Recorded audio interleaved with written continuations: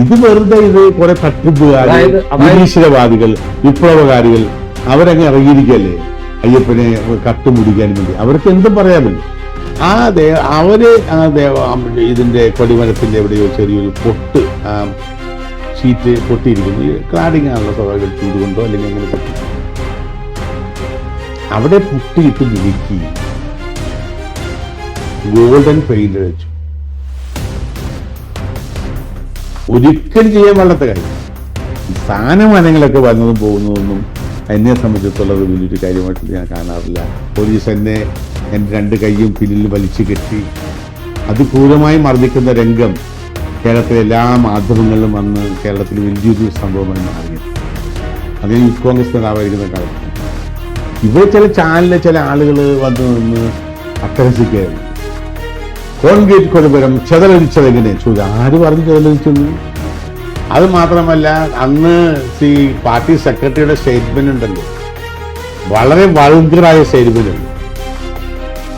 വൾഗറായ statement ആണ്. 10 kilo സ്വർണം കട്ടുന്നാണ് അങ്ങനെ പറഞ്ഞത്.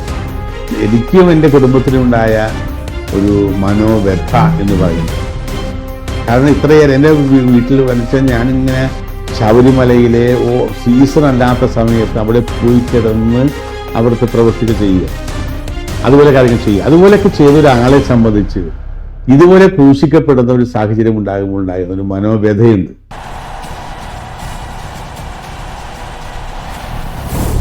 ശബരിമല കൊള്ളയുമായി ബന്ധപ്പെട്ട് ഒരു UDF നേതാവിനുണ്ടായ തിക്താനുഭവങ്ങൾ നമ്മൾ നേരിട്ട് കണ്ടതാണ്. അദ്ദേഹത്തിന് തീർച്ചയായും ഇത്തവണ മത്സരിക്കാൻ സീറ്റ് കിട്ടുമായിരുന്നു. പക്ഷേ അദ്ദേഹത്തിന് ആ കാരണത്താൽ ശബരിമല കൊള്ളയുമായി ബന്ധപ്പെട്ട ഒരു SIT എടുത്ത ഒരു കേസിൽ അദ്ദേഹത്തിൻ്റെ പേര് പറഞ്ഞതുകൊണ്ട് അദ്ദേഹത്തിന് ഇത്തവണ UDFൻ്റെ സീറ്റിൽ മത്സരിക്കാൻ കഴിഞ്ഞില്ല. കോൺഗ്രസ് സ്ഥാനാർത്ഥിയെ മത്സരിക്കാൻ കഴിഞ്ഞില്ല. അദ്ദേഹം മുമ്പും ഇതേപോലെ അനുഭവമുള്ള ആളാണ്. ഭീകരമായ മർദ്ദനങ്ങളേറ്റ് കേരളം മുഴുവൻ കത്തിജ്വലിച്ചിരുന്ന കാലത്തിൽ അദ്ദേഹത്തിന് സീറ്റ് കിട്ടുമായിരുന്നു. കപ്പിനും ചുണ്ടിനും ഇടയിൽ അദ്ദേഹത്തിന് സീറ്റ് നഷ്ടപ്പെട്ടിരുന്നു. അദ്ദേഹം മറ്റാരുമല്ല, അജയ് തറയിലാണ്. നന്ദി, നമസ്കാരം. ഇത്തവണ താങ്കൾ സ്ഥാനാർത്ഥിയാണെന്നും താങ്കൾ തൃപ്പൂണിത്തുറയിൽ മത്സരിക്കാൻ പോകണമെന്നൊക്കെ വലിയ പ്രചരണം തൃപ്പൂണിത്തുറയിലുണ്ടായിരുന്നു. താങ്കൾക്ക് എന്തുകൊണ്ടാണ് സീറ്റ് നഷ്ടപ്പെടാൻ? അതെ, സീറ്റ് നഷ്ടപ്പെടാനുള്ള കാരണത്തെക്കുറിച്ച് എനിക്ക് വ്യക്തതയില്ല. പക്ഷേ ആ സമയത്താണല്ലോ ഈ കൊടിമര നിർമ്മാണവുമായി ബന്ധപ്പെട്ടുള്ള ചില വാർത്തകൾ ചില മാധ്യമങ്ങളിലൂടെ പുറത്തു വരുന്നതും. അപ്പോൾ അന്ന് ആ കൊടിമര നിർമ്മാണം നടത്തിയ കമ്മിറ്റി എന്ന് പറയുന്ന ദേവസ്വം ബോർഡ് ശ്രീ പ്രിയാർ ഗോപാലകൃഷ്ണ പ്രസിഡന്റും ഞാൻ മെമ്പറുമായിരിക്കുന്ന ബോർഡായതുകൊണ്ട് പിന്നെ ഒരു കാര്യം കിട്ടിയത് വെച്ചിട്ട് ഇങ്ങനെ മാർക്സിസ്റ്റുകാരും ചാനലുകാരും സോഷ്യൽ മീഡിയയും ഭയങ്കരമായി നമുക്കെതിരെ അത് വ്യാപകമായ പ്രചരണം കൊടുത്തു. എൻ്റെ പേര് ഈ സംഭവവുമായി ബന്ധപ്പെട്ടില്ലായിരുന്നെങ്കിൽ പോലും പക്ഷേ സോഷ്യൽ മീഡിയയിലും മറ്റ് പല ചാനലുകളിലും അതിനെക്കുറിച്ചൊക്കെ വന്നപ്പോൾ സ്വാഭാവികമായിട്ട് അന്ന് കേരളം മുഴുവൻ ചർച്ച ചെയ്യപ്പെട്ട ഏറ്റവും വലിയൊരു വിഷയം എന്ന് പറയുന്നത് ശബരിമലയിലെ സ്വർണ്ണ കൊള്ളയെക്കുറിച്ചാണ്.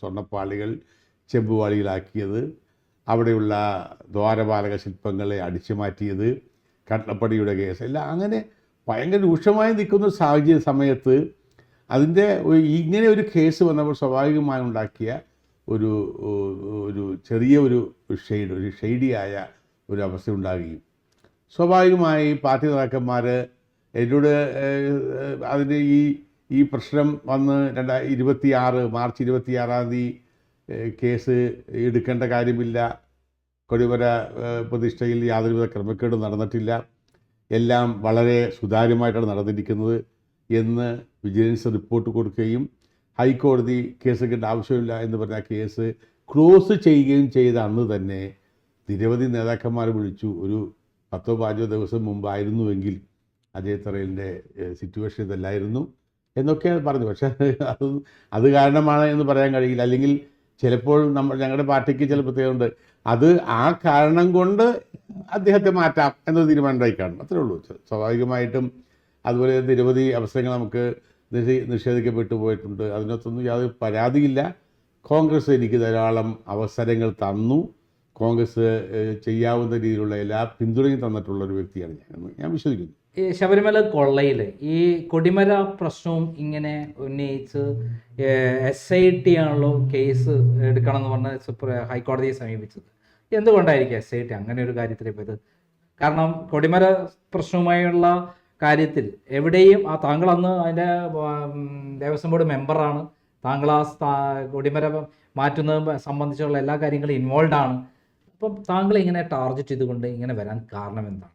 അതിപ്പോൾ സ്വാഭാവികമല്ല. ഞാൻ ഒന്നാമത്തെ കാര്യം, ഈ ശബരിമല കൊള്ള നടന്ന ആ ദിവസം മുതൽ ഞാൻ കഴിഞ്ഞ 6-7 വർഷമായി സജീവമായ ചാനൽ ചർച്ചയിൽ പോകാത്ത ഒരാളാണ്. അതിനു മുമ്പ് ഇന്ത്യൻ നാഷണൽ കോൺഗ്രസിൻ്റെ മുഖം ഞാൻ, ഉണ്ണിത്താൻ, ഷാനവാസ്, വാഴക്കൻ, ഇങ്ങനെ ഞങ്ങൾ അങ്ങ് ആയിരുന്നു ചാനൽ ചർച്ചകളിൽ പ്രധാന മുഖങ്ങൾ.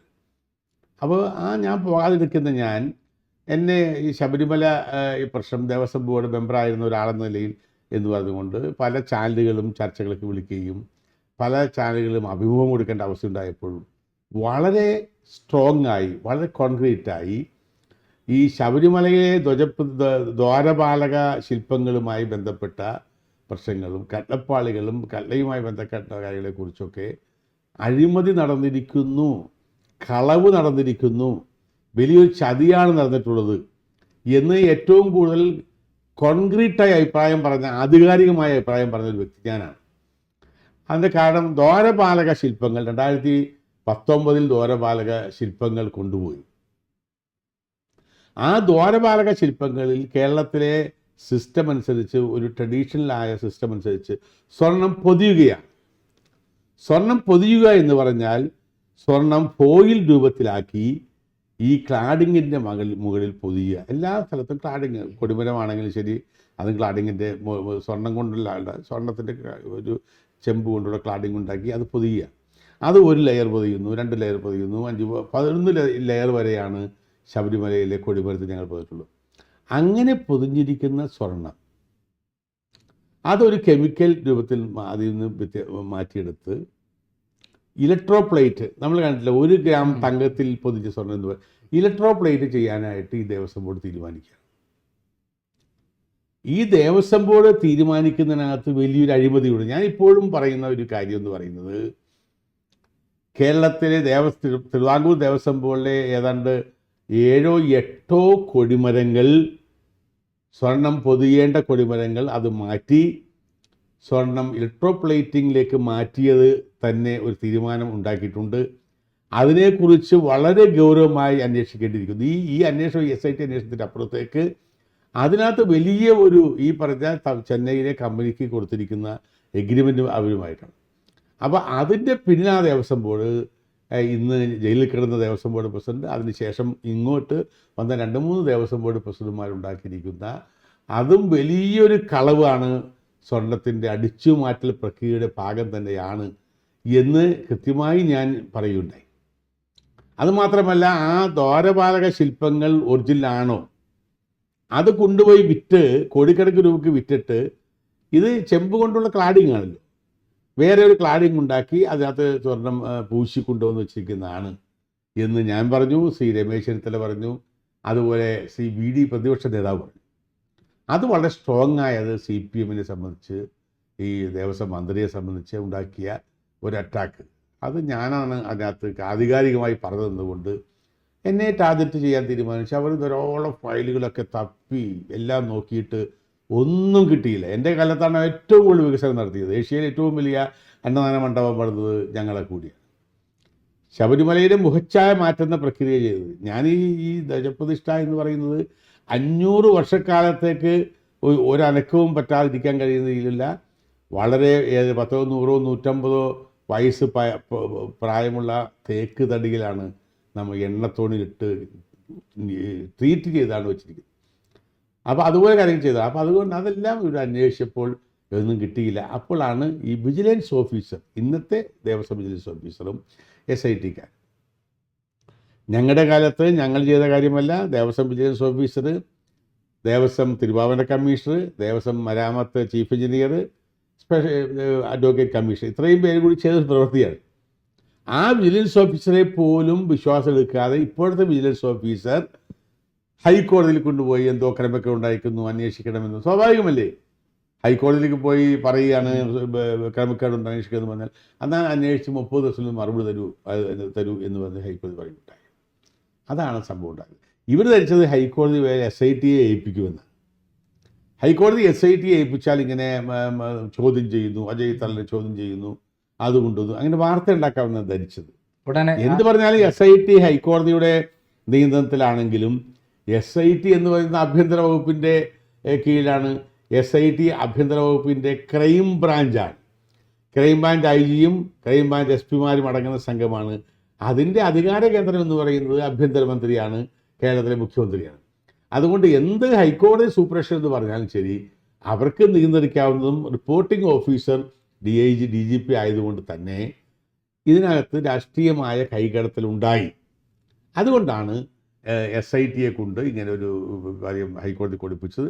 പക്ഷേ ഹൈക്കോടതി SITയെ ഏൽപ്പിക്കാതെ, ഹൈക്കോടതിക്ക് ഇതിൻ്റെ കാപട്യം മനസ്സിലായതുകൊണ്ട് SIT ഏൽപ്പിക്കാതെ കേരള വിജിലൻസിൻ്റെ ഒരു സ്പെഷ്യൽ ടീം അന്വേഷിക്കാൻ പറഞ്ഞു.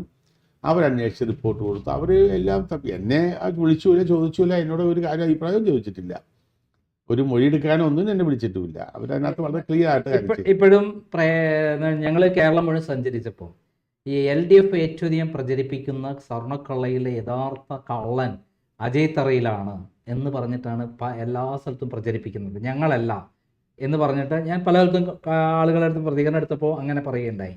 അത്രയും സ്പെസിഫിക് ആയിട്ട് അജയ് തറയിലിനെ എല്ലാ സ്ഥലത്തും എത്തിച്ചിട്ടുണ്ട്. UDF കാലത്താണ് ഇതിൻ്റെ യഥാർത്ഥ കള്ളത്തരം നടന്നത്. കൂടാതെ BJP പ്രചരിപ്പിക്കുന്നത് എന്താണ്? വലതുപക്ഷവും ഇടതുപക്ഷവും ഇവിടെ ഭരിച്ചപ്പോൾ കൊള്ള നടത്തി എന്നാണ്. വലതുപക്ഷം എന്ന് പറഞ്ഞാൽ താങ്കളുടെ പേര് മാത്രമാണ് വരുന്നത്. അപ്പോൾ ഈ സന്ദർഭത്തിൽ ഈ എന്താണ് ജനങ്ങൾ ഇപ്പോഴും അറിയില്ല, എങ്ങനെയാണ് ഈ പ്രോസസ്സ് നടത്തിയത്? അതായത് പുതിയ കൊടിമരം എങ്ങനെയാണ് കൃത്യമായി നടത്തിയിട്ടുള്ളതെന്ന് പറയാമോ? ഇത് 2015 അന്നത്തെ 2014 അന്നത്തെ ദേവസ്വം ബോർഡ് പ്രസിഡൻ്റായിരുന്ന ശ്രീ മുൻ മന്ത്രി ഗോവിന്ദൻ നായരും സുഭാഷ് വാസുവും ശ്രീ PK കുമാരൻ മാർക്സിസ്റ്റ് പാർട്ടിയുടെ MLA ആയിരുന്നു, പന്തളത്തുകാരനാണ്, അടങ്ങുന്ന ഒരു ആയിരിക്കലായിരുന്നു ദേവസ്വം ബോർഡ് അന്ന് ഭരിച്ചുകൊണ്ടിരുന്നത്. അന്ന് ശബരിമലയിലെ മൊത്തം പ്രശ്നങ്ങൾ ഈ ദേവപ്രശ്നം വെച്ച് നോക്കണം എന്ന് തീരുമാനിച്ചു. ദേവപ്രശ്നം വെച്ചു. ശബരിമലയിലെ മൊത്തം കാര്യങ്ങളെക്കുറിച്ച് പഠിക്കാൻ വേണ്ടി വെച്ച ദേവപ്രശ്നമാണ്. ആ ദേവപ്രശ്നം വെച്ച് ദേവപ്രശ്നത്തിൽ 28 കണ്ടെത്തലുകൾ അവർ ഇട്ടതായിട്ടുണ്ടായിരുന്നു. കൃത്യമായ ദേവസ്വ പ്രശ്നമായിരുന്നു. ആ ദേവപ്രശ്നത്തിൽ അവർ കണ്ടെത്തിയ ഒരു കാര്യമെന്ന് പറയുന്നത് ശബരിമലയിലെ കൊടിമരം അത് ജീർണാവസ്ഥയിലാണ്. ആ കൊടിമരത്തിൽ ലേപനം ചെയ്തിരിക്കുന്നു, അത് അപകടകരമാണ്. ഉത്തമ മരം കൊണ്ടുള്ള പുതിയ കൊടിമരം സ്ഥാപിക്കണം എന്നാണ് അവർ പറഞ്ഞത്. അപ്പോൾ ഉത്തമ മരം, ഈ കൊടിമരം ഒരിക്കലും കോൺക്രീറ്റിൻ്റെ ആവാൻ പാടില്ല. പ്രത്യേകിച്ച് ഇതുപോലെയുള്ള മഹാക്ഷേത്രങ്ങൾ, ഇതുപോലെയുള്ള പ്രശസ്തമായ ക്ഷേത്രങ്ങളൊന്നും. അപ്പോൾ അത് കോൺക്രീറ്റ് കൊടിമരമാണ്. അപ്പോൾ അതുകൊണ്ടാണ് അവർ എടുത്തു പറയുന്നത് ഉത്തമ മരം എന്ന് പറയുന്നത് ഒരു വാഴമരമല്ല, ഏറ്റവും നല്ല മരം. അത് സാധാരണ തേക്കാണ് ഉപയോഗിക്കുന്നത്. ലേപനം എന്ന് പറയുന്ന അവസ്ഥ ഈ കഴിഞ്ഞ ദേവസ്വം ബോർഡിൽ, ഞങ്ങളുടെ മുമ്പൊരു ദേവസ്വം ബോർഡ് ഉണ്ടായിരുന്നു. അദ്ദേഹം വലിയ ഇതിൻ്റെയൊക്കെ ഒരു ആധികാരികമായി നടക്കുന്ന ഒരു വ്യക്തിയാണ് ചെയർമാൻ, ഞാൻ പേര് പറയുന്നില്ല. അവർ ഇതിൻ്റെ കൊടിമരത്തിൻ്റെ എവിടെയോ ചെറിയൊരു പൊട്ട്, ഷീറ്റ് പൊട്ടിയിരിക്കുന്നു. ഈ ക്ലാഡിങ് ആണല്ലോ സ്വാഭാവിക, ചൂട് കൊണ്ടോ അല്ലെങ്കിൽ അങ്ങനെ പൊട്ടിയിരിക്കും. അവിടെ പൊട്ടിയിട്ട് മിനുക്കി ഗോൾഡൻ പെയിൻ്റ് അടിച്ചു. ഒരിക്കലും ചെയ്യാൻ പാടാത്ത കാര്യം. അതിനെക്കുറിച്ച് വിജിലൻസ് കേസുണ്ട്, അതിനെക്കുറിച്ച് വലിയ റിപ്പോർട്ടുകളൊക്കെ വന്നിട്ടുണ്ട്. അപ്പോൾ അതാണ് പറഞ്ഞത് ലേപനം അപകടകരമാണ് എന്ന് പറഞ്ഞിരിക്കുന്നത്. അപ്പോൾ സ്വാഭാവികമായിട്ട് ഈ കൊടിമരം മാറ്റി സ്ഥാപിക്കണം എന്ന കാര്യത്തിൽ യാതൊരു വിട്ടുവീഴ്ചയും ഇല്ലാതെ തീരുമാനിച്ച് കൊടിമരം മാറ്റി സ്ഥാപിക്കാൻ വേണ്ടി ഗോവിന്ദൻ നായരുടെ പ്രസിഡന്റ് ചെയർമാനായിട്ടുള്ള ദേവസ്വം ബോർഡ് തീരുമാനിച്ചു. അന്ന് ഉമ്മൻചാണ്ടി മുഖ്യമന്ത്രിയാണ്. ഉമ്മൻചാണ്ടിക്ക് അവർ ഞങ്ങൾക്ക് തേക്ക് തടി വേണം എന്ന് പറഞ്ഞ് അവർ കത്ത് കൊടുത്തു. ഫോറസ്റ്റ് ഡിപ്പാർട്ട്മെൻറ്റ് ഫോർവേഡ് ചെയ്തു. കോന്നി ഫോറസ്റ്റ് റേഞ്ചിൽ നിന്നും ഞാൻ ഈ പറഞ്ഞ പോലെ 150 വർഷം വയസ്സുള്ള ഒരു വലിയ തേക്ക് മരം മുറിച്ച് അവരാഘോഷമായി നിലം തൊടാതെ കൊണ്ടുവന്നൊക്കെയാണ്. അത് കൊണ്ടുവന്ന് ട്രെയിലറിൽ കൊണ്ടുവന്ന് പമ്പയിൽ കൊണ്ടുവന്ന് വെച്ചു. കൊടിമരം പണിയേണ്ട ആദ്യത്തെ സംരംഭമായി. അപ്പോഴാണ് അവരെ കാലാവധി പൂർത്തിയായി പുറത്തു പോകുന്നത്. ഞങ്ങൾ അധികാരമേൽക്കുന്നു. ഞങ്ങൾ അധികാരമേറ്റ് ചെല്ലുമ്പോൾ അവസ്ഥ ഈ തേക്ക് തടി അവിടെ ഉണ്ട്. അന്ന് മണ്ഡല മകരവിളക്ക് കാലഘട്ടമാണ്. അത് കഴിഞ്ഞു. അത് കഴിഞ്ഞതിന് ശേഷം ഞങ്ങൾ എല്ലാം ആലോചിച്ച് ദേവസ്വം ബോർഡ് എന്ന് പറഞ്ഞ തുടർച്ചയാണ്. തീരുമാനത്തിൻ്റെ അടിസ്ഥാനത്തിൽ ശബരിമലയിലെ മറ്റേ കൊടിമരം പുനഃപ്രതിഷ്ഠിക്കാനുള്ള പരിപാടികളുമായി മുന്നോട്ട് പോകാം. അങ്ങനെയാണ് ഫിനിക്സ് ഗ്രൂപ്പ് എന്ന് പറയുന്ന നമ്മുടെ ഹൈദരാബാദ് മരിച്ചുപോയ പ്രമോദ് മഹാജൻ എന്ന് പറയുന്ന BJP നേതാവ്, അദ്ദേഹത്തിൻ്റെ കോബ്രദറാണ് സുരേഷ് ചക്കുപള്ളി.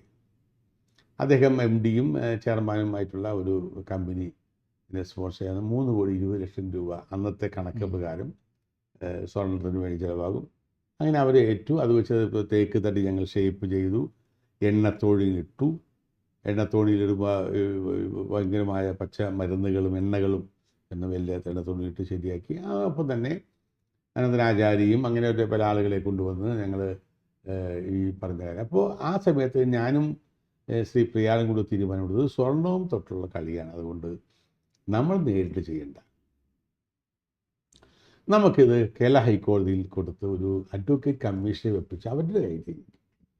അങ്ങനെ ഞങ്ങൾ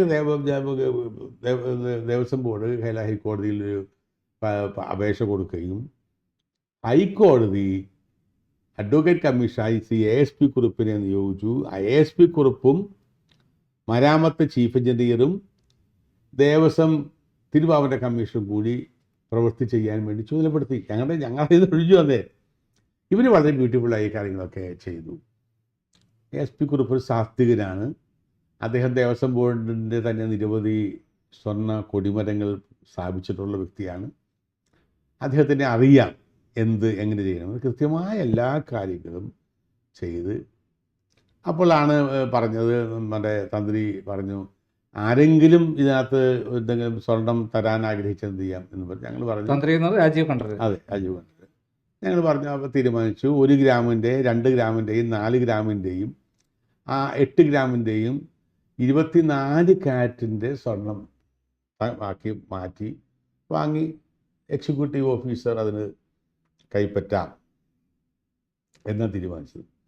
പക്ഷേ ചില ആളുകൾക്ക് അത് ഈ സ്വർണം കൊടിമരം ഉണ്ടാക്കുന്ന സ്ഥലത്ത് കൊണ്ടുപോയി കൊടുക്കണം എന്നുള്ളത്. അങ്ങനെയാണ് 412 ഗ്രാം സ്വർണം ശ്രീ സുരേഷ് ഗോപി അടക്കമുള്ള ആളുകൾ അവിടെ കൊടുത്തു. അവരുടെ മുമ്പിൽ വെച്ച് തന്നെ അത് ഉരുക്കി ദ്വാരപാലക ശില്പത്തിനും ദ്വാരപാലകല്ല മറ്റേ അഷ്ടദിക്പാലകർക്കും വാജുവാഹനത്തുമായി കൊടുത്തു എന്നാണ് അത് കൃത്യമായ കണക്ക്. തിരുവാഭരണ കമ്മീഷണർ മുഖാന്തരമാണ്. തിരുവാഭരണ കമ്മീഷനാണ് ഇതിൻ്റെ എല്ലാ കണക്കുകളും. ഓരോ ദിവസവും എത്ര സ്വർണം കിട്ടി, ചെലവാക്കി എത്രയാണെന്നുള്ളത് അവരെ നിയമിച്ചത് ഹൈക്കോടതിയാണ്. അല്ല, തിരുവാഭരണ കമ്മീഷൻ ദേവസ്വം ബോർഡിന്റെ കമ്മീഷനാണ്, ചുമതലപ്പെടുത്തിയത് ഹൈക്കോടതി. അതെ, ഹൈക്കോടതി അവർക്കാണല്ലോ. തിരുവാഭരണ കമ്മീഷണർ ചീഫ് എഞ്ചിനീയർ, പിന്നെ അഡ്വക്കേറ്റ് കമ്മീഷണർ, പിന്നെ അഡ്വക്കേറ്റ് കമ്മീഷണർ ഇവർക്കാണ് കൃത്യമായ ചെയ്തു.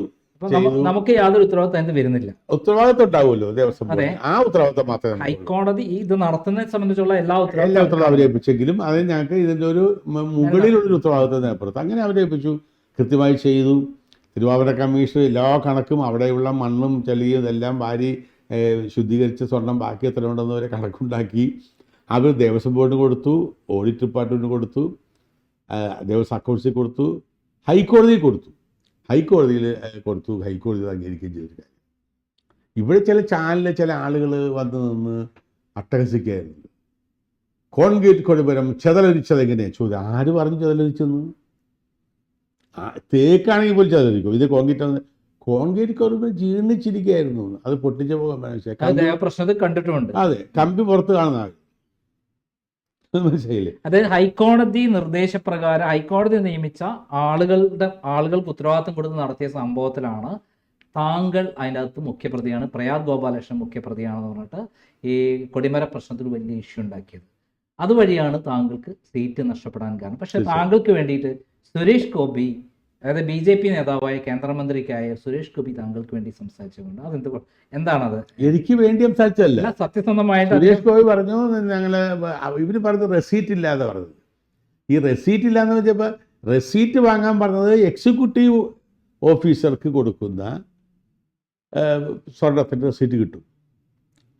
ഇത് ഇവർ അവിടെ സ്വർണം പണിതുകൊണ്ടിരിക്കുന്ന സ്ഥലത്ത് വഴിപാടായി സമർപ്പിക്കുകയാണ്. അതിന് റെസീറ്റ് ഉണ്ടാകില്ല. എന്തിനേറെ പറയുന്നു, ഈ വാജിവാഹനം വാർക്കുന്നത് ഈ മാന്നാറ് അനന്തനാചാര്യയുടെ വർക്ക്ഷോപ്പിലാണ്. അവിടെ വെച്ച് ധാരാളം ആളുകൾ അവിടെ ചെന്നു. അന്നത്തെ ഓംബുസ്മാന്റെ ഭാര്യ വള ഊരി അതിനകത്തിട്ടു. മോഹൻലാലിന്റെ അല്ല, മോഹൻലാൽ ഇല്ലായിരുന്നു. ഇല്ല. അല്ല, അങ്ങനെ ആളുകൾ ഇട്ടു. അതിനെങ്ങനെ കണക്ക്?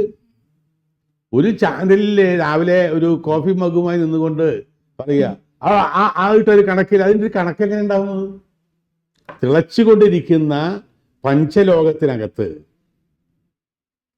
ചെല്ലുന്നവർ കയ്യിൽ നിന്ന് എടുക്കുക. ഞാനും അതിനകത്ത് ഒരു അരിപ്പവന്റെ മോതിരം ഇട്ടു, എല്ലാം ഇട്ടു. അത് സ്വർണ്ണം എല്ലാം തിളച്ചുകൊണ്ടിരിക്കുന്നതാണ്. അതിനകത്ത് ആരിട്ടൊരു കണക്കില്ല. അതിനകത്ത് എത്ര ശതമാനം അതിനകത്ത് അറിയാൻ കഴിയുന്നത് ഇപ്പോഴും അതിൻ്റെ ബാലൻസ് അവിടെ ഇരിപ്പുണ്ട്. അതിനകത്ത് എത്ര ശതമാനം ഗോൾഡ് ഉണ്ടെന്ന് മനസ്സിലാക്കി. ആ ടോട്ടൽ ഏതോ 30-40 കിലോൻ്റെ ആണെന്ന് തോന്നുന്നു. അതനുസരിച്ച് വല്ല കണക്കെടുക്കാൻ പറ്റുമായിരിക്കും. അല്ല, ഒരാൾ എത്രയായിട്ട് കണക്ക് ബോധിപ്പിച്ചാണ് ഇടുന്നത്. ഭണ്ഡാരത്തിലത് പൈസ ഇടുന്നത്. ശബരിമല മുന്നിലെ ഭണ്ഡാരത്തിലേക്ക് പൈസ ഇടുന്നുണ്ട്. ചില ആളുകൾ സ്വർണ്ണ നാണയങ്ങൾ ഇടുന്നുണ്ട്. അതിനൊന്നും കണക്കുണ്ടാകില്ല. കണക്കുണ്ടാകുന്നത് കൃത്യമായ ഞങ്ങൾ തീരുമാനിച്ചതുപോലെ 1 ഗ്രാമിൻ്റെയും 2 ഗ്രാമിൻ്റെയും 4 ഗ്രാമിൻ്റെയും 8 ഗ്രാമിൻ്റെയും 24 ക്യാരറ്റ് തങ്കം എക്സിക്യൂട്ടീവ് ഓഫീസിനെ കൊടുത്ത് റെസീറ്റ് വാങ്ങണമെന്ന് ഞങ്ങൾ പറഞ്ഞു. അത് മാത്രമേ കണക്കുണ്ടാവുള്ളൂ. ബാക്കി അപ്പോൾ സുരേഷ് ഗോപി പറഞ്ഞത് ഞങ്ങൾ റെസീറ്റൊന്നും വാങ്ങിയില്ല, ഞങ്ങൾ തന്നെയാണ് വാദ്യവാഹനത്തിൽ അത് ഒട്ടിച്ചത് എന്ന് വളരെ ആത്മാർത്ഥം അദ്ദേഹം പറയുന്നു. അല്ല, താങ്കളുടെ പേരും പറഞ്ഞു. അതെ, ഞാനും യാതൊരു ഉത്തരവാദിത്വം താങ്കൾക്കില്ല അത് പറഞ്ഞു. അത് കറക്റ്റില്ല, അത് പറഞ്ഞു. അത് സത്യമറിയാം. കാരണം സുരേഷ് ഗോപി വളരെ ആത്മാർത്ഥമായി ഞങ്ങളുടെയൊക്കെ വായിക്കുന്ന കാലത്ത് വളരെ എല്ലാ പരിപാടികളിലും, ആറന്മുളയിലാണെങ്കിലും ശബരിമലയിലാണെങ്കിലും വേറെ ഏതമ്പലങ്ങളിൽ എന്ത് പരിപാടിക്കും അദ്ദേഹം വരും, വരുന്ന സഹകരിക്കുന്ന ഒരു വ്യക്തിയാണ്.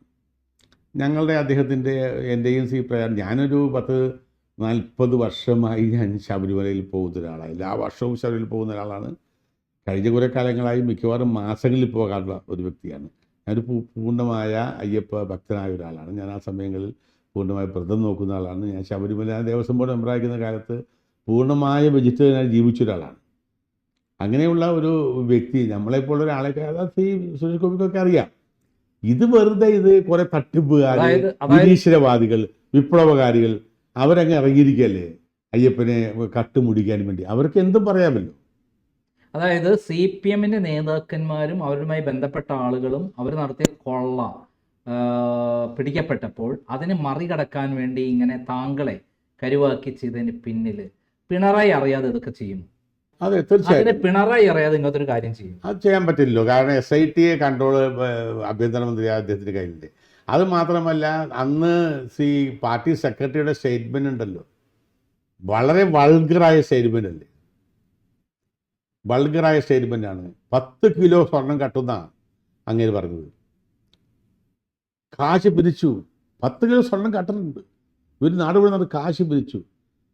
ഞാൻ ഗോവിന്ദനെതിരെ അദ്ദേഹത്തെ ഇതുപോലെ ഒരു പാർട്ടിയുടെ ഉത്തരവാദിത്തപ്പെട്ട സ്ഥലത്തിരിക്കുന്ന ഒരാൾ യാതൊരു അടിസ്ഥാനവുമില്ലാതെ എന്താണ് ഈ പറയുക, തെരുവിലെ ആളുകൾ പറയുന്ന ഭാഷയിലാണ് അന്ന് സംസാരിച്ചത്. തീർച്ചയായിട്ടും അത് പാർട്ടി സംസ്ഥാന സെക്രട്ടറി അങ്ങനെ പറയുമെങ്കിൽ ഈ കേസ് എടുക്കാനായിട്ട് ആഭ്യന്തര വകുപ്പിൻ്റെ നിർദ്ദേശമുണ്ടായിരുന്നു. അതുകൊണ്ടാണല്ലോ SITയും പോലീസിൻ്റെ മറ്റേ ദേവസ്വം ബോർഡിലെ വിജിലൻസ് ഓഫീസറും ഇതുപോലെ ഒരു ശ്രമം നടത്തി നോക്കിയത്. ശ്രമം വിജയിച്ചില്ല. അതായത് അതുകൊണ്ട് ഉണ്ടായത് താങ്കൾക്ക് മത്സരിക്കാനുള്ള അവസരം നഷ്ടപ്പെട്ടു. മത്സരിച്ച് ജയിച്ചാൽ ഒരു ദേവസ്വം ബോർഡ് മന്ത്രി വരെ ആകാമായിരുന്ന ഒരു അവസരമാണ് താങ്കൾക്ക് നഷ്ടപ്പെട്ടത്. ശരിക്കും താങ്കൾ ക്രൂശിക്കപ്പെട്ടു എന്നുള്ളതാണ് സത്യം. എനിക്കും എൻ്റെ കുടുംബത്തിനുണ്ടായ ഒരു മനോവ്യഥ എന്ന് പറയുന്നത്. കാരണം ഇത്രയേറെ എൻ്റെ വീട്ടിൽ വരച്ചാൽ ഞാനിങ്ങനെ ശബരിമലയിലെ സീസൺ അല്ലാത്ത സമയത്ത് അവിടെ പോയി കിടന്ന് അവിടുത്തെ പ്രവൃത്തികൾ ചെയ്യുക, അതുപോലെ കാര്യങ്ങൾ ചെയ്യുക. അതുപോലെയൊക്കെ ചെയ്ത ഒരാളെ സംബന്ധിച്ച് ഇതുപോലെ ക്രൂശിക്കപ്പെടുന്ന ഒരു സാഹചര്യം ഉണ്ടാകുമ്പോൾ ഉണ്ടായിരുന്ന ഒരു മനോവ്യഥയുണ്ട്. അത് സത്യം പറഞ്ഞാൽ ഇപ്പോഴും മാറിയിട്ടില്ല. മനസ്സിലൊരു ആശ്വാസം കിട്ടിയിട്ടുണ്ട്, നമുക്ക് സന്തോഷകരമായ ഒരു തീരുമാനം ഹൈക്കോടതിയിൽ നിന്നുണ്ടായിട്ടുണ്ട്. അതൊക്കെ ശരിയാണെങ്കിലും നമ്മുടെ ജനങ്ങളുടെ മുന്നിലേക്ക് നമ്മളെ അവതരിപ്പിച്ച ഒരു രീതിയുണ്ട്, അത് തികച്ചും നമുക്ക് നിരാശാജനകമാണ്. പക്ഷേ മറ്റു കാര്യങ്ങളൊക്കെ സ്ഥാനമാനങ്ങളൊക്കെ വരുന്നതും പോകുന്നതൊന്നും എന്നെ സംബന്ധിച്ചിടത്തോളം അത് വലിയൊരു കാര്യമായിട്ട് ഞാൻ കാണാറില്ല. അതൊരു നഷ്ടമായിട്ടോ അല്ലെങ്കിൽ അതൊരു വലിയൊരു അവസരം നഷ്ടപ്പെട്ടു എന്ന ചിന്തയും എനിക്ക്. താങ്കൾക്ക് 1991 തൃപ്പൂണിത്തുറയിൽ താങ്കൾ മത്സരിക്കാൻ പോകണമെന്നുള്ള വലിയ ബോർഡുകളും ചുമരെഴുത്തുകളും നടത്തിയിരുന്ന കാലഘട്ടം ഉണ്ടായിരുന്നില്ലേ? താങ്കൾക്ക് ഭീകരമായ മർദ്ദനമേറ്റ് ഇതേപോലെ ഒരു സംഭവം തന്നെയായിരുന്നല്ലേ? അങ്ങനെ സംഭവം സത്യമാണോ? അല്ല, അന്ന് കേരളത്തിൽ മാധ്യമങ്ങൾക്ക് ഇത്രയും ചാനലുകളില്ലാത്ത കാലത്ത് എടപ്പള്ളി ഉണ്ടായ വലിയ ഒരു സംഭവം, പോലീസ് എൻ്റെ 2 കൈയും പിന്നിൽ വലിച്ചു കെട്ടി അതിക്രൂരമായി മർദ്ദിക്കുന്ന രംഗം കേരളത്തിലെ എല്ലാ മാധ്യമങ്ങളിലും അന്ന് കേരളത്തിൽ വലിയൊരു സംഭവമായി മാറിയത്. അത് ഞാൻ യൂത്ത് കോൺഗ്രസ് നേതാവായിരിക്കുന്ന കാലത്താണ്. അതുണ്ടാക്കിയൊരു ഇമ്പാക്റ്റ് ഉണ്ട്. EK നയനാർ എസ്കോർട്ടും പൈലറ്റും ഇല്ലാതെ യാത്ര ചെയ്ത EK നയനാർ എസ്കോർട്ടും 3-4 വണ്ടി എസ്കോർട്ടും പൈലറ്റുമായി യാത്ര ചെയ്യുന്ന അവസ്ഥയിലേക്ക് വന്ന് LDF ഭരണത്തിൻ്റെ അന്ത്യം കുറിക്കുന്ന ഒരു സംഭവമായിട്ട് അത് മാറുകയുണ്ടായി. ആ സമയത്താണ് ഈ പറഞ്ഞ 91 നിയമസഭാ തെരഞ്ഞെടുപ്പ് KK നായർ എനിക്ക് വേണ്ടി വളരെ ശക്തി, ഞാൻ അത് KK നായർ എന്ന് പറയുന്ന വലിയ രാഷ്ട്രീയ ഭീഷ്മാചാര്യൻ്റെ ഒരു കൂടെ നിൽക്കുന്ന അദ്ദേഹത്തിൻ്റെ കൂടുന്ന ഒരു വ്യക്തിയാണ്. എനിക്ക് വേണ്ടി അദ്ദേഹം സീറ്റ് പിടിച്ചു, അവസാനം വരെ ഫൈറ്റ് ചെയ്തു. എന്നാൽ നമ്മുടെ പ്രവർത്തകർ അന്ന് കേരളത്തിലെ യൂത്ത് കേശു എന്നൊക്കെ പറയുന്നത് നമ്മൾ വളരെ ആരാധനയുള്ള ഒരു കാലഘട്ടമായിരുന്നു. അങ്ങനെയാണ് ആ സംഭവം ഉണ്ടായത്. അതായത് താങ്കൾ ഇപ്പോൾ ഹൈക്കോടതി താങ്കൾക്ക് അഗ്നിശുദ്ധി വരുത്തി താങ്കളെ ശുദ്ധമാക്കിയിരിക്കുന്നു എന്നതാണ് സത്യം, ശരി തന്നെയല്ലേ? തീർച്ചയായും. കാരണം ജീവിതത്തിൽ താങ്കളെ അറസ്റ്റ് ചെയ്യാൻ പോണോ, പോലീസ് ഇപ്പം വരും, ഉണ്ടായില്ല. അല്ല, വലിയ പ്രചരണമായിരുന്നു ചാനലുകൾ. തീർച്ചയായും രാവിലെ തന്നെ എഴുന്നേറ്റ് നോക്കുമ്പോൾ നമ്മളിതാണ്, കിടക്കുമ്പോൾ ഇതാണ് കാണുന്നത്, അജയ് തറയിൽ ആയിരുന്നു എൻ്റെ എല്ലാം എന്ന് പറഞ്ഞ് വരുത്തിക്കാനുള്ള ശ്രമത്തിൽ നിന്ന് താങ്കൾ രക്ഷപ്പെട്ടത്. അതോടൊപ്പം കേരളത്തിൽ ഈ സ്വർണ്ണക്കൊള്ള എത്രമാത്രം എഫക്റ്റ് ചെയ്യും? സ്വർണ്ണക്കൊള്ള, ശബരിമല സ്വർണ്ണക്കൊള്ള ഞാൻ ഉദ്ദേശിക്കുന്നത്. ശബരിമല സ്വർണ്ണക്കൊള്ള എഫക്റ്റ് ചെയ്തെന്ന് വെച്ചാൽ ഒരു വലിയ ഒരു മെസ്സേജ് ഇപ്പോൾ പോയി. കാരണം UDFും LDFും, UDF എന്ന് പറയുന്നത് ഇതുപോലെ കൈയിട്ട് വാരാനും കൊള്ള നടത്താനും കഴിയുന്ന ഒരു സ്ഥലത്ത് കൈയിട്ട് വാരാതെയും കൊള്ള നടത്താതെയും ശബരിമലയെ പോലെ ഒരു ദേവസ്വം ബോർഡിനെ ഭരിക്കാൻ കഴിഞ്ഞ സത്യസന്ധരായ സുതാര്യമായ ജീവിതചര്യയുള്ള ഒരു സത്യസന്ധരായ ഒരു സംഘം ആളുകളാണ് UDF എന്ന് ജനങ്ങളെ ധരിപ്പിക്കാൻ കഴിയും. മറുഭാഗത്ത് എവിടെയെല്ലാം കൈയിട്ട് വാരാൻ അവസരം കിട്ടുമോ, അത് ദൈവത്തിൻ്റെ സ്വത്താണെങ്കിൽ ശരി, അത് സർക്കാരിൻ്റെ സ്വത്താണെങ്കിൽ ശരി, അത് വിദേശ ഫണ്ടാണെങ്കിൽ ശരി, അത് ഈ പറയുന്ന രക്തസാക്ഷി ഫണ്ടാണെങ്കിൽ ശരി, അടിച്ചു മാറ്റാനും കഴിയുന്ന, കൊള്ള നടത്താനും കഴിയുന്ന, യാതൊരു മടിയുമില്ലാത്ത, ആരെയും പേടിയില്ലാത്ത, വിശ്വാസമില്ലാത്ത, അവിശ്വാസികളായ ഒരു സംഘം കൊള്ളക്കാരുടെയും കള്ളന്മാരുടെയും സംഘമാണ് LDF എന്ന് ഒരു ഭാഗത്ത്. അങ്ങനെ ആ കൊള്ളക്കാരുടെയും കള്ളന്മാരുടെയും സംഘമായ LDF ഒരു ഭാഗത്തും സത്യസന്ധനും സുതാര്യമായും ജീവിക്കുന്ന ഒരു സെറ്റായ UDF മറുഭാഗത്തുമാണ് ഈ തെരഞ്ഞെടുപ്പിൽ മത്സരിക്കുന്നത് എന്നുള്ള ഒരു കാര്യം ജനങ്ങളെ ബോധിപ്പിക്കാൻ കഴിഞ്ഞു എന്നുള്ളതാണ് ഏറ്റവും ആദ്യത്തെ ഈ സംഭവത്തിൽ. രണ്ടാമത്തെ കാര്യം, കഴിഞ്ഞ 10 വർഷമായി LDF, ഇപ്പോൾ സ്വർണം എന്ന് പറയുന്നത് LDFിൻ്റെ ഒരു ദൗർബല്യമാണ്. അത് ബിരിയാണി ചെമ്പിലാണെങ്കിലും ശരി, ഈന്തപ്പഴ കുരുവിന് പകരം പവനായെങ്കിലും ശരി, കാലഘട്ടങ്ങളായി LDFിനെ പിന്തുണയ്ക്കുന്ന ഒരവസ്ഥയാണ് സ്വർണം അടിച്ചു മാറ്റുക, കള്ളക്കടത്ത് നടത്തുക, അതിനെ കണക്ക് മാറ്റി എഴുതുക. അതിനു വേണ്ടിയുള്ള ശിവശങ്കർ 2 കൊല്ലം ശിവശങ്കർ അകത്ത് കിടന്നു. എന്തിനാ? സ്വർണം കള്ളക്കടത്ത് നടത്തിയതാണ് അദ്ദേഹത്തിൻ്റെ വലിയ കുറ്റം. എപ്പോൾ? അദ്ദേഹം മുഖ്യമന്ത്രിയുടെ പ്രിൻസിപ്പൽ സെക്രട്ടറി ആയിരിക്കുന്ന കാലത്ത്. അപ്പോൾ ആ 10 വർഷമായി സ്വർണം കണ്ടാൽ ചമന്ന് വീഴുന്ന ഒരു രാഷ്ട്രീയ പ്രസ്ഥാനമാണ്, ഭരണവർഗമാണ് LDF എന്ന്. ഏറ്റവും അവസാനം ശബരിമലയിൽ സ്വർണം, ഞാൻ ശബരിമലയിൽ ഉണ്ടാക്കിയ 600 700 അല്ലെങ്കിൽ 1000 2000 ഗ്രാം സ്വർണം അടിച്ചു മാറ്റിയ അതിൻ്റെ വെയിറ്റോ അതിൻ്റെ തുകയല്ല. ദ്വാരപാലക ശില്പം ഇവർ വിറ്റു.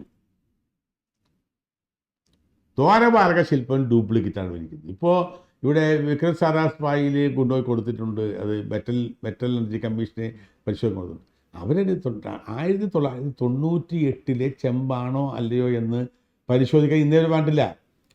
അതിൻ്റെ പുറത്തെ സ്വർണത്തെക്കുറിച്ച് ചോദിച്ചേക്കാം. ആ 98 വിജയമല്ലയ്യ വെച്ച ക്ലാഡ് ചെയ്ത ചെമ്പ് തകിടിലുള്ള സ്വർണ്ണമാണോ ഇത്, അല്ല പുതുതാണോ എന്നെ കുറിച്ച് അന്വേഷിക്കുന്ന സൈറ്റ് ഇതൊക്കെ ഞങ്ങൾ അന്വേഷിപ്പിക്കും.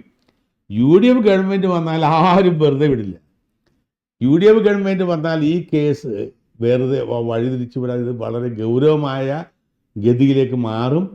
സ്വർണം കട്ടവരാരപ്പ എന്ന ചോദ്യത്തിന് കൃത്യമായ ഉത്തരം കിട്ടിക്കഴിഞ്ഞെങ്കിലും ഇനിയും പിടിക്കാവുന്ന ആളുകളെ ഇപ്പോഴും പിടിക്കപ്പെടാതെ നിൽക്കുന്ന പല ആളുകളുണ്ട്.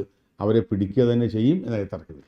അതായത് ഈ ഇത്തരത്തിലുള്ള ശബരിമല പോലെയുള്ള പവിത്രമായ ലോകം മുഴുവൻ ആരാധിക്കുന്ന അയ്യപ്പൻ്റെ സ്ഥലത്ത് ഇങ്ങനെ സ്വർണം ഇങ്ങനെയൊക്കെ തട്ടിപ്പ് നടക്കണമെങ്കിൽ മുഖ്യമന്ത്രി അറിയാതെ ഇത്തരം കാര്യങ്ങൾ നടക്കും? അതിനുള്ള ധൈര്യം ഇവർക്കൊക്കെ ഉണ്ട്? അല്ല, മുഖ്യമന്ത്രി അറിയാതെ നടക്കുമെന്നുള്ളതല്ല, എനിക്ക് മുഖ്യമന്ത്രി അറിവോടുകൂടി നടന്നു എന്ന അഭിപ്രായക്കാരല്ല ഞാൻ. പക്ഷേ ഇവരെയൊക്കെ മുഖ്യമന്ത്രിയെ സംരക്ഷിക്കുന്നു എന്നായി തർക്കം. അല്ല, മുഖ്യമന്ത്രി ഇവരെ സംരക്ഷിക്കുന്നു എന്നുള്ളതുകൊണ്ടും താങ്കളെ മനഃപൂർവ്വം കള്ളക്കേസിൽ കൊടുക്കാൻ വേണ്ടി പ്ലാൻ ചെയ്തു എന്നുള്ളതുകൊണ്ടും ആഭ്യന്തരമന്ത്രിയായ മുഖ്യമന്ത്രി അറിയാതെ ഇതൊക്കെ നടക്കുമെന്ന് താങ്കൾ വിശ്വസിക്കുന്നു? എല്ലാത്തിൻ്റെയും മുഖ്യമന്ത്രിക്ക് അറിയാൻ പറ്റുമോ? എല്ലാ കാര്യങ്ങൾക്കും മുഖ്യമന്ത്രിക്ക് ഒരു ഇൻവോൾവ്മെൻറ്റ് ഉണ്ടാവുമല്ലോ, തീർച്ചയായിട്ടും. കാരണം അദ്ദേഹം അറിയാതെ ഒന്നാമത്തെ കാര്യം വെച്ചാൽ ഇതിനകത്ത് 10-20 മന്ത്രിമാരുണ്ട്. അവർക്കൊന്നും യാതൊരു കാര്യമില്ല. കേരളത്തിലെ മന്ത്രിമാരെ ഏതൊക്കെ വകുപ്പാണെന്ന് ചോദിച്ചാൽ ആർക്കും അറിയില്ല. ഒരു മുഖ്യമന്ത്രിയെ മാത്രമേ ആളുകൾക്ക് അറിയൂ. അപ്പോൾ എല്ലാ വകുപ്പിലും എല്ലാ കാര്യത്തിലും തൻ്റേതായ ഒരു കണ്ണ്, ആ കണ്ണ്, തീക്ഷ്ണമായ കണ്ണുകൾ എല്ലാ വകുപ്പിലും പതിപ്പിക്കുന്ന ഒരാളാണ് മുഖ്യമന്ത്രി എന്നതുകൊണ്ട് അദ്ദേഹത്തിൻ്റെ അറിവ് ഉണ്ടായിരിക്കും എന്നാണ് ഞാൻ വിശ്വസിക്കുന്നത്. നേരത്തെ 1990-2000 കാലഘട്ടത്തിൽ ഞാൻ പുറത്തു കൊണ്ടുവന്നായിരുന്നു അരവണ പായസ നിർമ്മാണത്തിലെ വൻ അഴിമതി. അതിൽ എനിക്കെതിരെ അവർ കേസ് ഫയൽ ചെയ്തു. അവസാനം ഞാൻ വിജയിക്കുകയും ചെയ്തു. അരവണ പായസത്തിൽ വൻ അഴിമതി നടന്നു എന്നുള്ള കാര്യം സ്ഥിരീകരിക്കുകയും ചെയ്തു. അതോടൊപ്പം അന്ന് ഞാൻ പുറത്തു കൊണ്ടുവന്നതാണ് വിജയ് മല്യ ആണല്ലോ ഈ സ്വർണം പൂശിയത്. ഈ സ്വർണം പൂശുന്നതിന് പിന്നിൽ അവിടെയുള്ള 9 താഴികക്കുടങ്ങൾ, അതായത് മൾട്ടിപ്പിൾ എനർജി അടങ്ങിയ കോടാനുകോടി രൂപ വരെയുള്ള 9 താഴികക്കുടങ്ങൾ അവിടെ നിന്ന് അടിച്ചു കൊണ്ടുപോയി എന്ന് പറഞ്ഞ കാര്യം ഞാൻ പുറത്തു കൊണ്ടുവന്നിട്ടുണ്ട്. തെളിവ് അതിന് ആളും ഉണ്ട്. അന്ന് മുതലേ, അതായത് എന്നാണോ അവർക്ക് ശബരിമലയിൽ അന്ന് മുതൽ ഈ കൊള്ള തുടങ്ങിയില്ലേ ശരിക്കും? ശബരിമലയിൽ എന്ന് പണം വരാൻ തുടങ്ങിയോ, അല്ലെങ്കിൽ എന്നെല്ലാം സ്വർണം കുതിച്ച് അവിടെ വരാൻ തുടങ്ങിയോ, അന്നൊക്കെ അഴിമതിയുണ്ട്. ശബരിമല ഭണ്ഡാരമുണ്ടെന്ന കാര്യത്തിലാണെങ്കിലും ശരി, അവിടെ കിട്ടുന്ന പൈസ അടിച്ചു വരുന്ന കാര്യത്തിൽ, അവിടെ സമർപ്പിക്കുന്ന സ്വർണം അടിച്ചു വരുന്നത്, അതെല്ലാം പണ്ടേ ഉള്ളൊരു കാര്യമാണ്. തെളിയിക്കപ്പെടാതെ പോകുന്നതും അന്വേഷിച്ചാൽ പിടികിട്ടാതെ പോകുന്നതുമായ കാര്യങ്ങളെക്കുറിച്ചാണ്. അതുകൊണ്ട് ഒരു തർക്കവുമില്ല, പണ്ടേ ഉള്ളൊരു സംഭവമാണ്. ശബരിമലയിലെ കൊള്ള അത് ഇപ്പോൾ നടത്തിയ പോലെയുള്ള തീവെട്ടിക്കൊള്ള എന്നതിന് പകരം കൊള്ള പണ്ട് വഴി നടക്കാറുണ്ട്. അതായത് കോടാനുകോടി രൂപ വിലയുള്ള താഴികക്കുടങ്ങൾ അടിച്ചുകൊണ്ടുപോയിട്ട് കുറഞ്ഞ വില, അതായത് 10-30 കോടി രൂപ ചെലവാക്കിയിട്ട് സ്വർണം പൂശി കൊടുക്കാനുള്ളവർക്ക് കൊടുക്കുകയും ചെയ്തു. അങ്ങനെയാണ് സംഭവം നടത്തിയെന്നാണ് ഞാൻ പറഞ്ഞിട്ടുള്ളത്. തീർച്ചയായിട്ടും അത് ആരും ഇതുവരെ അന്വേഷിച്ചിട്ടില്ല. നന്ദകുമാർ കോൺക്രീറ്റായി പറഞ്ഞൊരു അഭിപ്രായവും, നന്ദകുമാർ കോൺക്രീറ്റായി പറഞ്ഞ അഭിപ്രായം തെളിവ് സഹിതം തരാമെന്ന് പറഞ്ഞ് നൽകിയൊരു കാര്യം ഞാൻ മനസ്സിലാക്കുന്നത് ഈ SITക്ക് പോലും നന്ദകുമാർ പെറ്റീഷൻ കൊടുത്തിട്ടുണ്ട്. എന്നിട്ട് അത് കണ്ടില്ല എന്ന് പറ്റിയിരിക്കുക. അവരതിനെക്കുറിച്ചല്ല അന്വേഷിക്കുക. അവർ പിന്നെ 2017 കൊടിമരത്തിലേക്കാണ് പോയത്. ഇത്രയും വലിയ കൊളയിലേക്ക് പോയില്ല. ഇത് നന്ദകുമാർ പറഞ്ഞിരിക്കുന്നത് ഈ പറഞ്ഞ താഴികക്കുടങ്ങൾ, അവിടെയുള്ള താഴികക്കുടങ്ങളെല്ലാം മാറ്റി പുതിയ ചെമ്പിൽ ഇറേഡിയം പവർ ഉണ്ടാകും. ചെമ്പിലാണ് ഇറേഡിയം പവർ ഉണ്ടാകുന്നത്. മറ്റേ ഈ ഇതിന് പഞ്ചലോകത്തിൽ ഇറേഡിയം ഉണ്ടാവില്ല. അപ്പോൾ അത് ആണ് പറയുന്നത്. അതിനെക്കുറിച്ച് അന്വേഷിക്കണം. ഏതായാലും UDFന്റെ കാലത്ത് അന്വേഷിക്കാൻ വേണ്ടുന്ന എല്ലാ ശക്തിയും എല്ലാവിധ പിന്തുണയും ഞാൻ ചെയ്യുമെന്നാണ് എനിക്ക് പറയാം. താങ്കളെ ഹൈക്കോടതിയാണോ അതല്ല അയ്യപ്പനാണോ രക്ഷപ്പെടുത്തിയത്? അല്ല, രക്ഷപ്പെടുത്തേണ്ട കാര്യമില്ലല്ലോ. അതെ, പക്ഷെ ഇങ്ങനെ ഒരു വലിയ സത്യത്തിന്റെ കൂടെ നിൽക്കുന്നു. ഹൈക്കോടതിയും അയ്യപ്പനും സത്യത്തിന്റെ കൂടെ നിന്നു എന്നുള്ളതാണ്. ഒരാൾക്ക് കാര്യം മനസ്സിലാകുമല്ലോ. ഇത് മനഃപൂർവ്വം ഒരാളെ ഒരു സെറ്റിനെ പെടുത്താൻ വേണ്ടിയുള്ളതാണ് എന്ന് ഏത് ആൾക്കും മനസ്സിലാകുമല്ലോ. ഇപ്പോൾ കേരളത്തിലെ ജനങ്ങൾക്കെല്ലാം ഈ കാര്യം ബോധ്യപ്പെടുത്തിക്കൊണ്ടിരുന്നു. ശ്രീ നന്ദകുമാർ തന്നെ ഈ കാര്യത്തെക്കുറിച്ച് എന്താണ് യഥാർത്ഥ സംഭവത്തെക്കുറിച്ച് ഞാൻ താങ്കളുടെ ഒരു ഇൻ്റർവ്യൂ ഞാൻ കാണുകയുണ്ടായി. അപ്പോൾ ചില ആളുകൾ മനഃപൂർവ്വം പറയുന്നത് മാത്രമേ ഉള്ളൂ. അപ്പോൾ അങ്ങനെയുള്ള ഒരു സാഹചര്യത്തിൽ ഇതിൻ്റെ സത്യം വിളിച്ചു പറയാൻ, സത്യത്തിൻ്റെ കൂടെ നിൽക്കാൻ ഹൈക്കോടതി തയ്യാറായി. അയ്യപ്പൻ തന്നെ കൈവിട്ടില്ല എന്നാണ് എനിക്ക് പറയാൻ. ഈ അയ്യപ്പൻ ഇപ്പം പിണറായി വിജയൻ അടക്കമുള്ള ആളുകൾ ഇതിലൊന്നും വിശ്വസിക്കാത്ത ആൾക്കാരാണ്, ദൈവത്തിൽ വിശ്വസിക്കാത്ത ആൾക്കാരാണ്. അതുകൊണ്ടാണ് അവിടെ പോയി കൊള്ള ചെയ്തിരിക്കുന്നത്. പക്ഷെ അയ്യപ്പൻ വലിയ ശക്തിയുള്ള ആളാണെന്നും അത് തക്ക സമയത്ത് കള്ളന്മാർക്ക് പണി കൊടുക്കും എന്നുള്ളതല്ല ഇപ്പം വന്നിരിക്കുന്നത്. ഏറ്റവും വലിയ ഉദാഹരണം ഞാൻ ചോദിക്കുന്നത്, ഇവരെ അയ്യപ്പന് കഴിഞ്ഞ തെരഞ്ഞെടുപ്പ് കാലത്ത് സ്ത്രീകളെ കയറ്റി അതുപോലെ പല സംഭവങ്ങളുണ്ടായി. അതെല്ലാം ആയിക്കോട്ടെ, അന്ന് ഈ മറ്റേ കോവിഡുമായി ബന്ധപ്പെട്ട ചില സാഹചര്യം ഉണ്ടായി. UDF ജയിക്കാൻ കഴിഞ്ഞില്ല. പിന്നെ ഒരു 5 വർഷം അദ്ദേഹം ഭരിച്ചു. അദ്ദേഹം കേരളത്തിൽ നടത്തിയ തീവെട്ടിക്കൊള്ളയും ഈ പറഞ്ഞ അഴിമതിയും ഈ സ്വജനപക്ഷപാതവും പിന്മാവാതിൽ നിയമനങ്ങളും എല്ലാം ഇപ്പോൾ അയ്യപ്പ ഭക്തനായിരിക്കണമെന്നില്ല, വിശ്വാസം അല്ല. ഇവരിപ്പോൾ എന്താ ചെയ്തത്? ശബരിമലയിലും ഞങ്ങൾ അയ്യപ്പൻ്റെ കൂടെയാണെന്ന് വരുത്താൻ നടത്തിയ ആഗോള അയ്യപ്പ സംഗമം അതൊരു കൊള്ളയായി പോയില്ലേ? ഞാൻ ചോദിക്കുന്നത് ഇപ്പോഴും കണക്കോട് എനിക്ക് മനസ്സിലാകുന്നില്ല. എല്ലാം കൊള്ളയാണ്. ഇപ്പോഴും കണക്ക് കൊടുത്തിട്ടില്ല. കണക്ക് കൊടുക്കാൻ സമയം വേണം എന്ന് വെച്ചാൽ കള്ളക്കണക്ക് എഴുതാൻ സമയം വേണമെന്നാണ് പറയുന്നത്. കള്ളക്കണക്ക് എഴുതാൻ സമയം വേണമെന്ന് പറയുന്നത്. ദേവസ്വം ബോർഡിൻ്റെ ഇപ്പോഴത്തെ പ്രസിഡന്റ് പറയുന്ന സമയം വേണമെന്ന് പറയും. ദേവസ്വം ബോർഡിൻ്റെ ഇപ്പോഴത്തെ പ്രസിഡന്റ് സത്യസന്ധനായ ഒരു വ്യക്തിയാണെന്നാണ് എൻ്റെ അറിവ്. അദ്ദേഹം കണക്ക് കൊടുക്കണ്ടേ? എന്തുകൊണ്ട് ഇവർ പഠിക്കുന്നത്? അയ്യപ്പ സംഗമത്തിൽ നടന്ന അഴിമതി എന്താ? നന്ദഗോപൻ ഭജൻ ഒരു പാട്ട് പണി എന്നാ പറയുന്നത്. അവിടെ നിന്ന് അവരാ ഭാഗത്തേക്കേ പോയിട്ടില്ല. കട്ടില് വാങ്ങി, ബെഡ് വാങ്ങി, പിണറായിക്ക് കിടക്കാൻ വേണ്ടി ബെഡ് വാങ്ങി. അത് നല്ല കാര്യം, അത് വേണ്ടി വരും. ഇപ്പൊ ശബരിമലയുള്ള തെറ്റ് പറഞ്ഞ 1.25 ലക്ഷം രൂപക്ക് ഒരു ബെഡും കട്ടിലും വാങ്ങുക എന്ന് പറയുന്നത് പിണറായി ഇപ്പോൾ ഒരാൾക്ക് അദ്ദേഹം അതുപോലെ കെടുക്കേണ്ട വൈകാരിക ഒരാളാണ്. പക്ഷെ ഞാൻ പറയുന്നത് അതല്ല. ഇപ്പോഴും ഈ പറഞ്ഞ അവരുടെ കണക്ക് പ്രസിദ്ധീകരിച്ച് 2-3 കണക്കാണ്. 3 പേരും ദേവസ്വം ബോർഡ് കയ്യിൽ കണക്ക്, ഓഡിറ്റർമാരുടെ കയ്യിൽ വേറെ കണക്ക്, മന്ത്രി പറയുന്നത് വേറെ കണക്ക്. അപ്പോൾ അയ്യപ്പ സംഗമം നടത്തിയതിന് വേണ്ടിയാ വെള്ളപൂശ, ഞങ്ങൾ അയ്യപ്പ വിശ്വാസികളാണ്, ഞങ്ങൾ അയ്യപ്പൻ്റെ കൂടെയാണ് എന്ന് വരുത്താൻ വേണ്ടി നടത്തിയ അയ്യപ്പ സംഗമം തന്നെ ഒരു വലിയ കൊള്ള നടത്തി. അന്ന് മുതൽ ആരംഭിച്ച ആ കൊള്ളയുടെ കഥകളാണ് പുറത്തു കൊണ്ടുവരുന്നത്. അപ്പം ഇത് ഞാൻ പറയുന്നത്, സ്വാമി അയ്യപ്പൻ തന്നെ അയ്യപ്പനെ വേദനിപ്പിച്ചതിൽ, അല്ലെങ്കിൽ അയ്യപ്പനോട് ചെയ്ത അനീതിക്കെതിരെയുള്ള ഒരു വലിയ പണി തന്നെയാണ് കൊടുത്തിട്ടുള്ളത്. അത് കേരള ജനങ്ങൾ ഏറ്റെടുത്തിരിക്കുന്നു. അത് ഈ തെരഞ്ഞെടുപ്പിലുണ്ടാകുന്ന പരാജയം മാത്രമല്ല, അതിനുശേഷം ധാരാളം ആളുകൾ ജയിലിൽ വീണ്ടും പോകും എന്ന കാര്യത്തിൽ യാതൊരു തർക്കവും വേണ്ട. അടുത്ത മന്ത്രിസഭ വന്നാൽ താങ്കൾ ദേവസ്വം ബോർഡ് ഒന്നുകിൽ എന്തായാലും മന്ത്രിയാവില്ല, ദേവസ്വം ബോർഡ് പ്രസിഡന്റ് ആവാൻ എനിക്ക് യാതൊരു താല്പര്യമില്ല. നമ്മളൊരിക്കലും ഇരുന്നു നന്നായി ചെയ്തു കാര്യങ്ങൾ. ഇനി ദേവസ്വം ബോർഡിലേക്ക് പോകേണ്ട കാര്യമില്ല. അല്ലാതെ 100 അവസരങ്ങൾ വേറെ ഉണ്ടല്ലോ. എന്തായാലും അവസാനിപ്പിക്കണം.